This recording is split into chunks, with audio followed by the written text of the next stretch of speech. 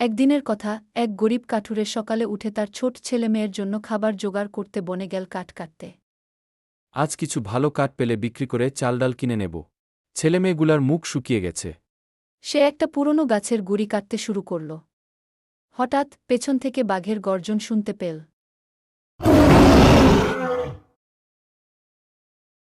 ঝোপের ভেতর থেকে একটা বাঘ বের হয়ে আসছে এবং বাঘটি গর্জে ওঠে বলল, কে আমার জঙ্গলে এসেছে রে, কার এত সাহস? কাঠুরে ভয়ে কাঁপতে থাকে এবং বলে, আমি একজন গরিব মানুষ, আমার পরিবার না খেয়ে আছে। আমি শুধু কাঠ কেটে চলে যাচ্ছিলাম। তুমি চাইলে আমাকে খেতে পারো, কিন্তু দয়া করে আমার পরিবারকে একা করো না। বাঘ থেমে গেল এবং বলল, তোমার সাহস আর পরিবারের প্রতি ভালোবাসা দেখে আমি মুগ্ধ। আমি তোমাকে কিছু করব না, বরং এই বনের আরেক পাশে অনেক শুকনো গাছ আছে, সেখানে কাঠ কাটো, আমি পাহারা দেব।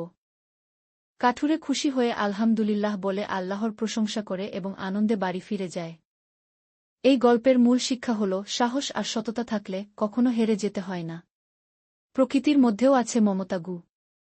ভিডিওটি দেখার জন্য ধন্যবাদ। ভিডিওটি ভালো লাগলে লাইক ও সাবস্ক্রাইব করতে ভুলবেন না।